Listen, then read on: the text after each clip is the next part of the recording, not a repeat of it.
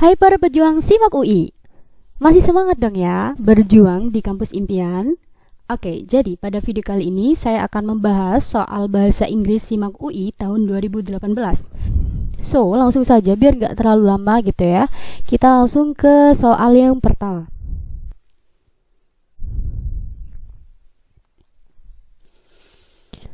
Well, the following are questions that the passage tries to address, except.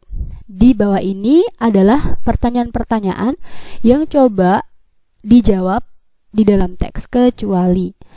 Oke, di sini ada kata address. Jadi address di sini bukan alamat, apalagi alamat palsu ya, tapi dia ada jawab. Jadi pertanyaan-pertanyaan A sampai E ini, dari kelima pertanyaan ini mana sih yang jawabannya itu ada di dalam teks.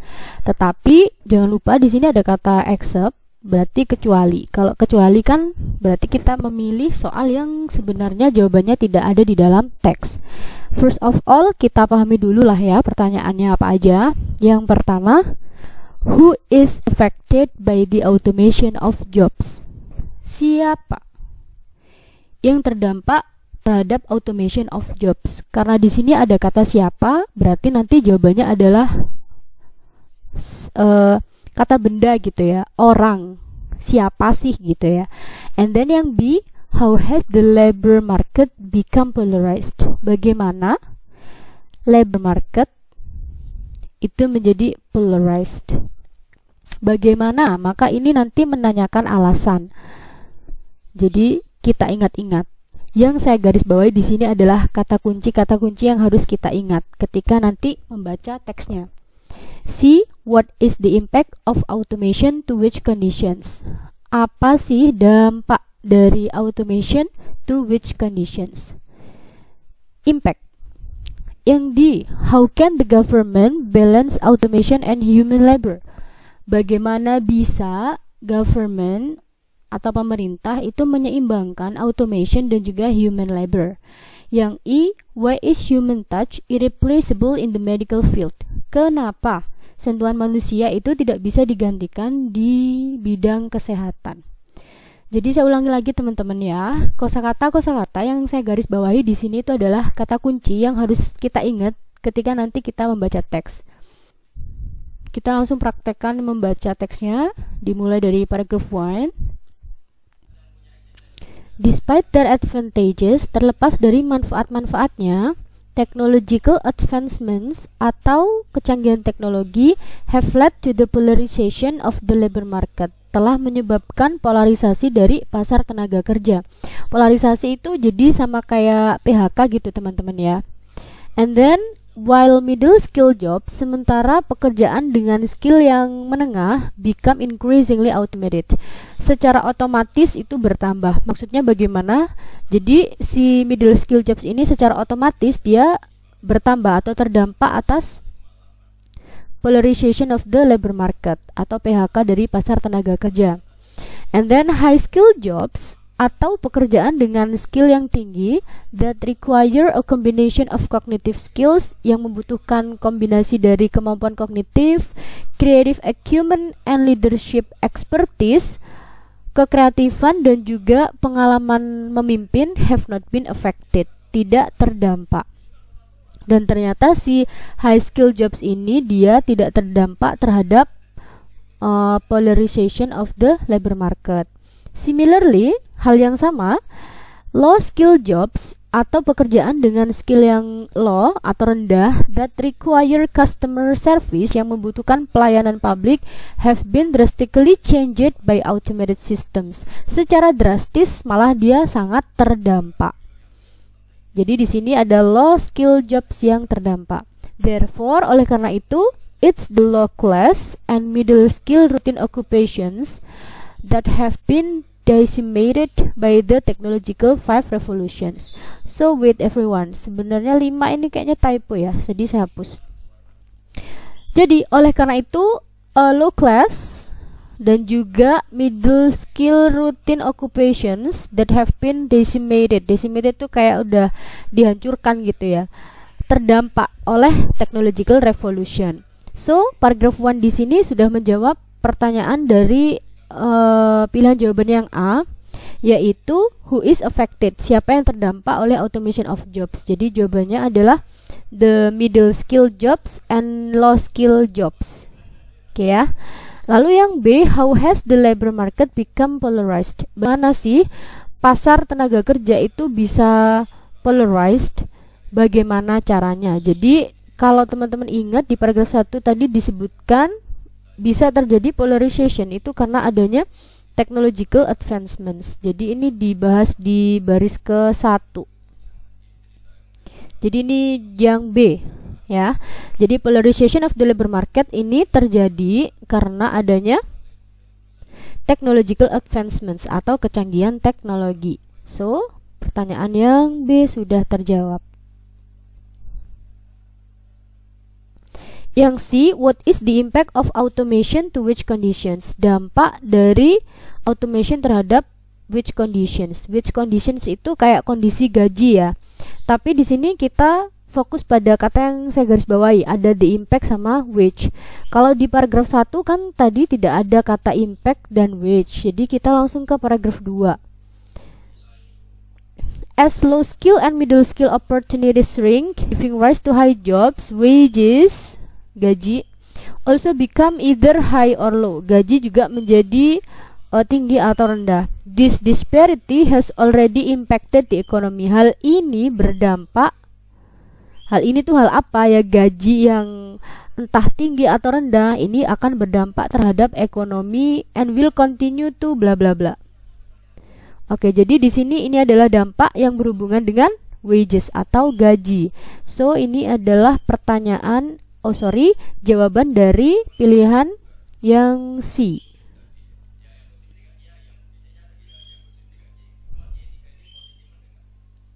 Yang D, how can the government balance automation and human labor? Bagaimana pemerintah bisa menyeimbangkan automation and human labor?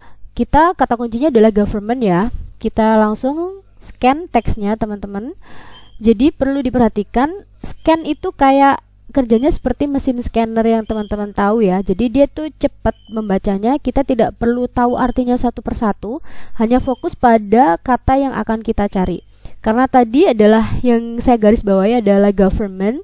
Jadi kita fokus mencari kata government, kita baca cepat. Di paragraf 2 dulu. Oke, di paragraf 2 tidak ada government. What about paragraph 3? Kita baca cepat. Oke, di paragraf 3 juga tidak ada government.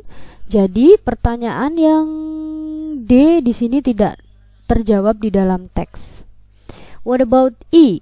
Why is human touch irreplaceable in the medical field? Kenapa sentuhan manusia itu tidak bisa digantikan di bidang kesehatan? Di paragraf 2, kalau teman-teman ingat itu nggak ada government, nggak ada juga medical field. Ya, jadi adanya di sini adalah di paragraf 3, kebetulan disebutkan paling awal sendiri, jadi mudah untuk kita menemukannya.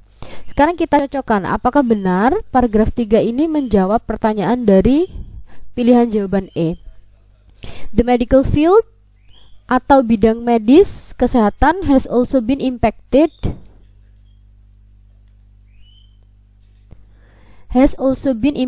by automated machines, juga terdampak oleh mesin otomatis atau tadi kecanggihan teknologi.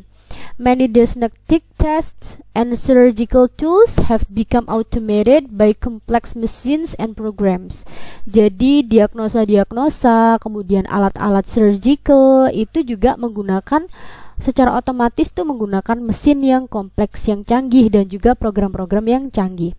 However, tetapi the human touch, di sini ada human touch, sentuhan manusia, in the medical field, di bidang kesehatan is essential, penting, as it ensures that a patient is being treated as a human instead of just as a body. Karena hal ini untuk memastikan bahwa seorang pasien itu benar-benar diperlakukan gitu ya, sebagai manusia daripada hanya sebuah tubuh. Jadi ini menjawab kenapa human touch itu tidak bisa digantikan di medical field. Paragraf 3 di sini menjawab pilihan jawaban yang E.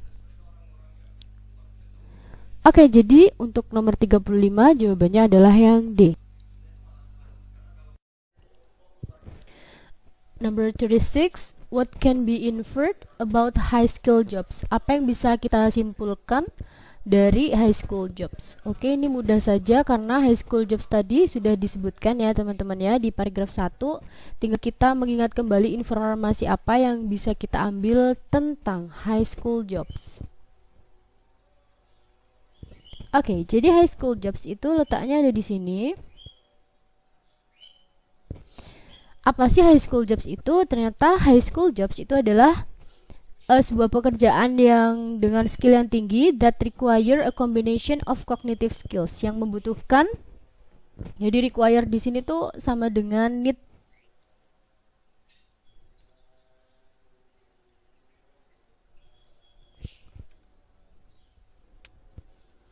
Yang membutuhkan kombinasi dari kemampuan kognitif, kemudian creative acumen atau kekreatifan, dan juga leadership expertise, pengalaman memimpin. Oke, kita garis bawahi.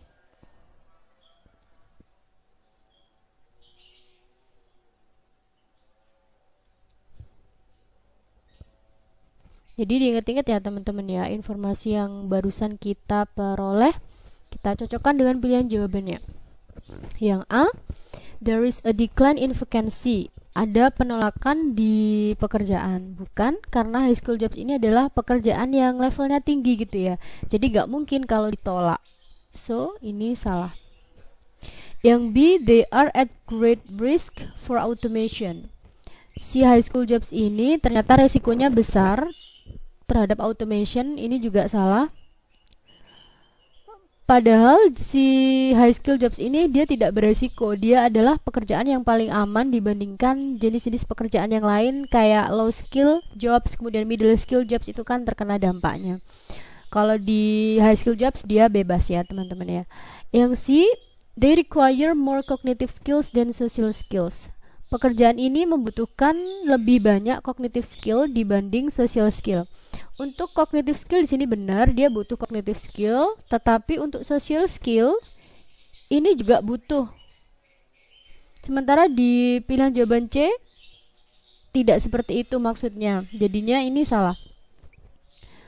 Sebenarnya social skill itu tidak secara gamblang tertulis ya pada definisi high school job study, tapi kita bisa menyimpulkan dari kata leadership expertise itu adalah pengalaman memimpin. Seseorang bisa memimpin itu kan berarti dia punya social skill yang bagus. Jadinya di high school jobs itu juga membutuhkan social skill yang sama pentingnya dengan cognitive skills. And then yang D, they play a role in the automation of low skill and middle class jobs. Dia berperan terhadap automation dari low skill and middle class job. Salah, kenapa? Karena ya mereka berdiri sendiri, tidak saling berperan satu sama lain. Jadi ini salah. Untuk yang I, they are relatively safe from being automated in the labor market. Pekerjaan ini relatively aman dari PHK, automated di pasar tenaga kerja. Bener ya? Jadi di antara 3 jenis pekerjaan yaitu low skill, kemudian middle class, dan high skill, itu yang paling aman adalah yang high skill. Jadi untuk nomor 36 jawabannya adalah yang E. Next kita move to number 37. What is the best title for the passage? Judul yang paling tepat untuk teks di atas. Yang A, The Future of Healthcare, masa depan dunia kesehatan. Salah. Healthcare di sini bukan topik utamanya, dia hanya dibahas di paragraf 3 ya, jadi tidak bisa menjadi judul. And then yang B, Automation and the Future of Work. Automation dan juga masa depan dari pekerjaan. Tidak membahas masa depan pekerjaan ya, tadi hanya membahas dampak dari kecanggihan teknologi terhadap pasar tenaga kerja. Jadi ini salah. Yang C, the impacts of technology on living standards. Dampak dari teknologi. Oke, ini benar, dampak teknologi terhadap living standards. Kalau teman-teman ingat tadi itu dampak teknologi terhadap pasar market saja.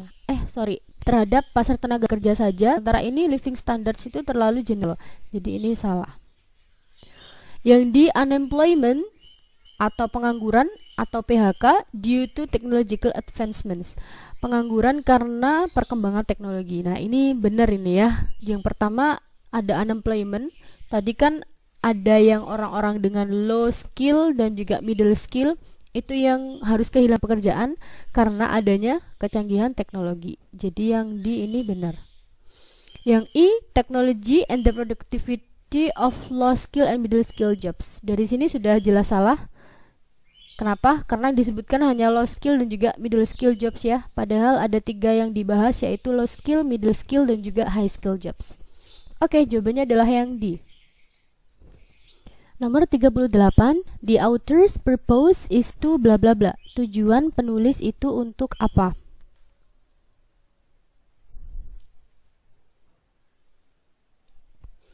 Jadi yang pertama, yang A, define the term labor automation. Menjelaskan istilah labor automation. Salah.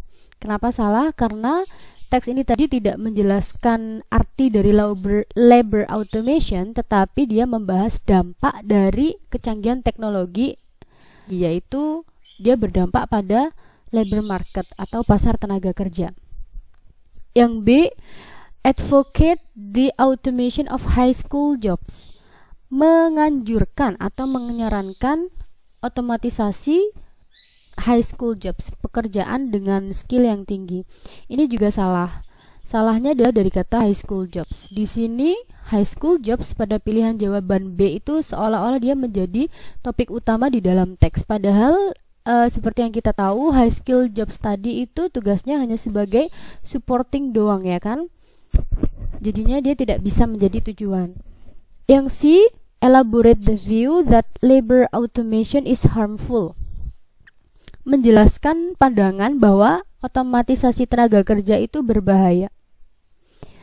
Sebenarnya ini juga salah karena fokusnya itu bukan pada bahayanya ada otomatisasi tenaga kerja, bukan, tapi pada dampak teknologi terhadap tenaga kerja yang di PHK. Jadi ini kurang tepat. Untuk yang D, describe the drawbacks of labor automation. Menjelaskan drawbacks. Drawbacks itu adalah dampak negatif dari labor automation. Nah, ini juga kurang tepat. Kenapa? Karena di sini adalah dampak dari otomatisasi tenaga kerja. Padahal tadi kan dampak dari kecanggihan teknologi. Oke, jadi ini kurang tepat. Yang I, explain the effects of automated machines to the job market. Nah, ini adalah jawabannya. Kenapa bisa ini? Yang pertama ada menjelaskan dampak. Tadi kan ada membahas dampak ya teman-teman ya. Dampak dari apa? Dampak dari automated machines atau mesin yang otomatis. Atau lagi tadi disebut sebagai kecanggihan teknologi terhadap job market atau pasar tenaga kerja. Jadi ini adalah jawaban yang paling tepat. Next kita ke nomor 39. Bunyinya adalah what is the tone of the passage? Di sini tone itu adalah sikap penulis ya.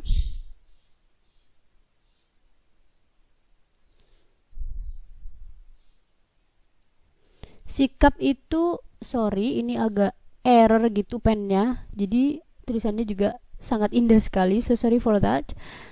Jadi sikap itu sama kayak feel gitu ya, feeling.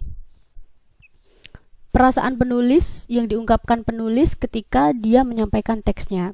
Yang pertama ada A, itu adalah outrage, marah.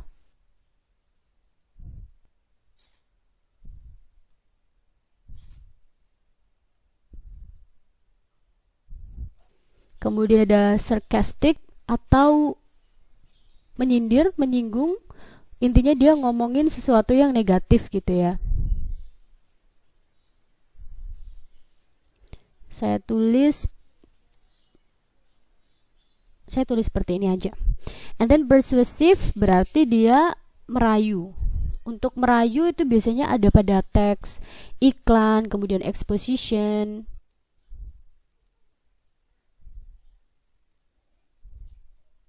And then ada introspektif, ini adalah refleksi.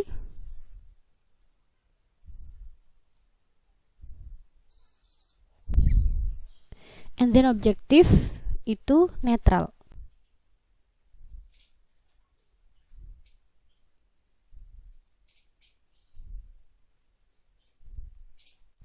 Kita coba bahas mulai dari yang A, yaitu outrage, marah. Kalau kita kembali ke teks yang tadi, itu tidak ada kata-kata penulis yang marah-marah ya, karena ini dia lebih kepada menyampaikan dampak negatif dari suatu topik. Jadinya untuk outrage ini kurang tepat. Yang B, sarcastic. Sarcastic berarti menyampaikan sesuatu yang negatif atau agak make sense ya dengan teks tadi, karena penulis menyampaikan dampak negatif dari kecanggihan teknologi yang akhirnya menyebabkan PHK di pasar tenaga kerja. Tapi kalau sarcastic itu teman-teman biasanya dia katanya itu lebih kasar, sementara kalau kita lihat di dalam teks tadi itu kata-katanya masih sopan gitu ya. Jadi ini masih bisa jadi benar, bisa jadi salah. Kita lanjut dulu untuk yang persuasif. Persuasif berarti merayu, seperti yang saya bilang tadi, dia ada pada teks iklan atau exposition, teks-teks pendapat seperti itu.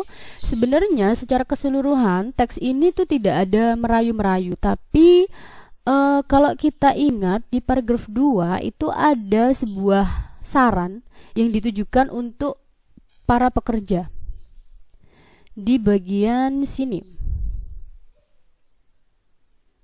Di paragraf 2, jadi mulai dari sini sampai sini, yaitu since the jobs that are harder to automate involve creativity, cognition, and social skills, job seekers should develop these intangible qualities to make themselves nya ini typo lagi, to make themselves more valuable to potential employers. Jadi di sini ada kata should.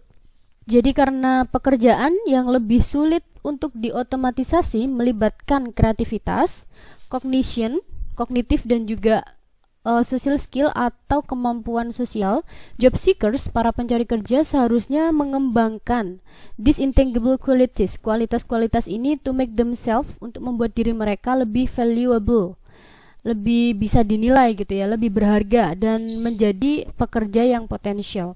Jadi di sini ini juga termasuk persuasif. Jadi kita simpan juga untuk persuasif. Alright. Next ada introspektif atau refleksi. Kalau refleksi itu biasanya penulis itu kayak kembali kepada dirinya sendiri. Sementara di dalam teks tadi tidak ada yang seperti itu, jadi ini jelas bukan. Yang terakhir ada objektif. Objektif itu netral. Jadi maksudnya netral itu gimana? Netral itu biasanya jika penulis menyebutkan dampak negatifnya, maka dia juga akan menyebutkan dampak positifnya. Atau kalau misalnya penulis itu di dalam teks hanya menyampaikan informasi saja tanpa ada feeling-feeling yang terlibat di dalamnya, maka itu juga disebut sebagai objektif. Sementara ketika di dalam teks tadi penulis menyebutkan dampak negatifnya ya teman-teman, jadi tidak mungkin jawabannya adalah objektif. Maka tersisa ada sarcastic dan persuasif. Di sini sebenarnya masih agak meragukan juga ya, agak kurang yakin juga, tapi di sini saya coba kembali kepada ide pokok dari teksnya. Ide pokok dari teksnya itu adalah menjelaskan dampak negatif dari adanya teknologi terhadap pasar kerja. Nah, maka dari itu menurut saya jawabannya adalah lebih ke sarcastic. Seperti itu. Oke. Karena persuasif tadi kan hanya ada pada paragraf 2, sementara untuk dampak negatif tuh sebenarnya kan merangkum isi dari teks secara keseluruhan. Jadi for me saya lebih memilih yang sarcastic.